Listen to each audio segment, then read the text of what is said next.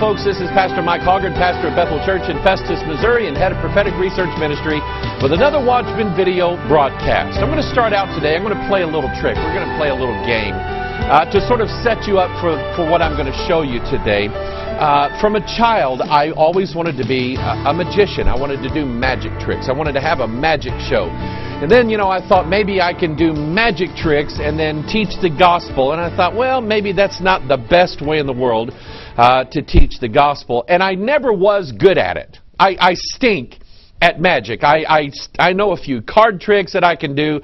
I can palm a coin. But other than that, I just, I get nervous and I tip my hand and all kinds of things. And when you're going to be a magician, you got to be really smooth and you got to be easy going. But I learned some of the tricks. I learned some of the things that magicians do. I've watched magicians all my life. Doug Henning and David Copperfield and David Blaine, the street magician. And there's another guy by the name of Darren Brown. He's actually a magician slash mentalist. He does mental magic. And this really fascinates me. And I've been kind of telling some people over the last year that I've been doing some amazing studies. And some of that is going to come out today.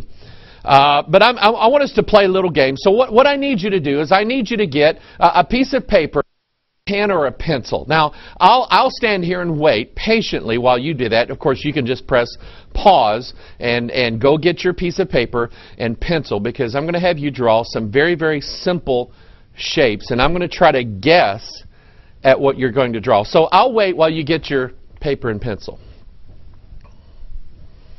Okay, that should be long enough. All right, now here's what I want you to do.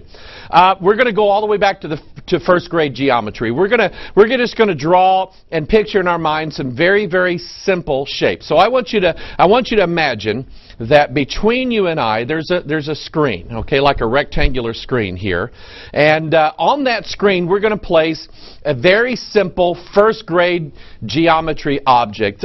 Think of something sort of like a square, but not a square. And I want you to put that image on that screen.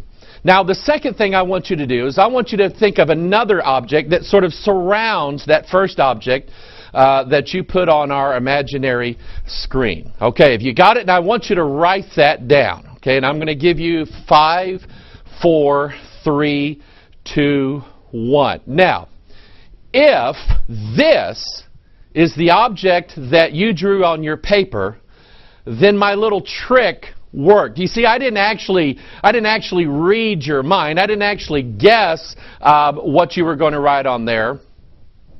If you wrote what I put up here, then I made you draw that down. I made you write that thing down. How did I? Am I magic?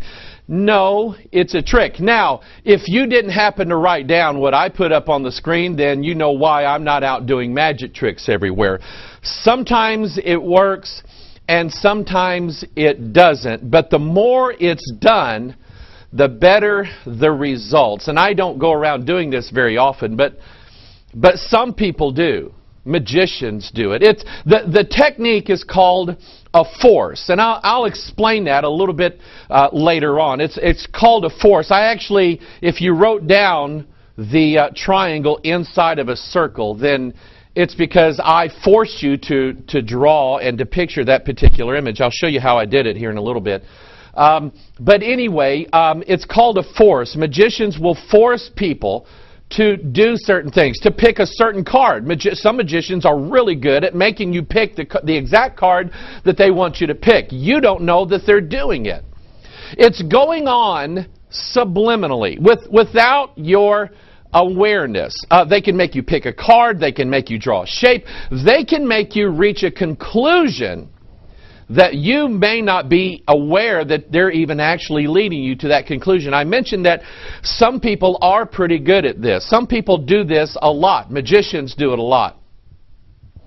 Politicians do it a lot. You listen to speeches that they make, gestures. Did you know that high-level politicians will pay somebody in the tens, maybe even hundreds of thousands of dollars to show that politician exactly how to speak, how to make certain hand gestures, how to do this, how not to do this. It's all about image, things that you don't necessarily are aware that you're seeing.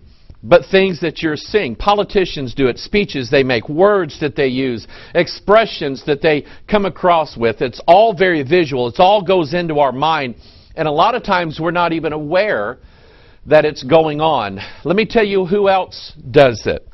Advertisers. Now, this goes all the way back when I was a teenager. Advertisers, people in the media, movies, music. I remember back in the 80s that we had a guy in our church years ago that was doing seminars on rock music, and he was doing things, and we've done this on a video, and I may do some more. Subliminal messages in music, backward masking, and there's actually support for this. I'm telling you, it works. Okay. Over time, I'm probably going to present more of this information in future Watchman video broadcasts, but I'm going to focus on something that one of our watchers sent to us. But musicians and Hollywood producers, film producers, TV commercials, all throughout, and I'm not going to show you examples of some of the magazine ads that are out there and have been around there for like the past 40 years, because in many cases, a lot of magazine ads, especially the full-page ones where you're flipping through a magazine, you look at the bottle of vodka and you just keep going. You've actually done what the advertisers wanted you to do, because your subconscious mind picked up on an object, picked up on something that they implanted into that ad that triggers something in your brain that leads you to a conclusion or associates their product with something that they planted in your mind. Subliminal advertising everybody does it. Okay? Commercials are done. TV commercials are done this way. Movies are done this way. Advertising, TV shows are done this way. And I'm going to show you a clip or a frame of a television show that came on last television season called The Event. You're gonna like this. But let me show you how this works. Now, back in the 80s, it used to be called subliminal suggestion or subliminal advertising. They now have a new name for it. It's called perception without awareness. Perception without awareness. There's something, I do want you to do this, and this is not really a trick, but I want you to get what I'm talking about here. You hold your hand out in front of you like this, and you look at your 5 fingers, okay? Now, take your other hand and put it right here along the side of your head. Can you see your hand? If you're staring at your hand here, can you see your hand waving over here? I can, okay? Now, that is that is part of my eyesight that I don't pay a lot of attention to, but my eye is able to pick up what's going on over here. Okay? This is my mind perceiving an image or an object or something going on over here that I'm not necessarily focused on, but my mind is picking up in anyway. Let me show you an example of this. And you can YouTube search this guy. His name is Darren Brown. He's a British magician and mentalist, and he has a TV show, and he does all these tricks with people, and he brings people to the conclusion that he wants them to bring. This one really fascinated me. He got my attention. What he did was he went into a mall, and he set up throughout this mall mannequins and store displays and things that as we walk up and down the mall we normally don't pay a whole lot of attention to. We see it, but we don't really see it, but it goes into our mind anyway. In some of the store displays, he always featured mannequins, one mannequin holding out a large sum of money to another, giving money away. I want you to notice in this particular graphic here that there's a large amount of money being given to someone who's wearing this old sock cap and an old coat. Okay, sort of looks like a homeless guy. Store displays, signs in the windows that says giveaway and things like that. Massive giveaway. Then the magician, Darren Brown, dressed up in an old sock cap, an old coat, put on a beard, made himself real scraggly looking. He looked like a street person, a bum that we would call him, a homeless person. And he sits there at the entrance to this mall, or the exit to this mall. He sits there and he is begging for money. Within the space of an hour, he took in almost 350 British pounds in the space of 1 hour. Because he had implanted in people's minds, over here on the side where we're not really paying attention to, not really focus on them, But over here on the side, these images were going into their brain. People handing out money. Huge, massive giveaway. One guy, when I saw this, I couldn't believe it. One particular store, it was a shoe store, he had written across the front window, "Walk your way to a better soul," S-O-L-E, which is like the sole of a shoe. And then featured in the window is a mannequin sort of presenting a shoe, giving a shoe. Walk your way to a better soul. In other words, giving the idea that, if you do some things, it's gonna make you feel better in your soul. One guy actually, while Darren Brown was sitting there, dressed like a homeless person, one guy actually came over to him, started to give him money, sat down next to him, took off his shoes and his socks, and gave them to the magician, the mentalist. It works. And there are numerous, you can YouTube Mental Magic, Darren Brown, there are others there. You can watch the videos. You can see what it is they're doing. And I'm telling you, advertisers know this. Musicians know how to do this. Magazine ads, TV commercials, they know how to do this. When you walk up and down the aisle of the store that you go to, remember I've been telling you that there's a reason why they've been changing all of the logos of the products that you and I are used to?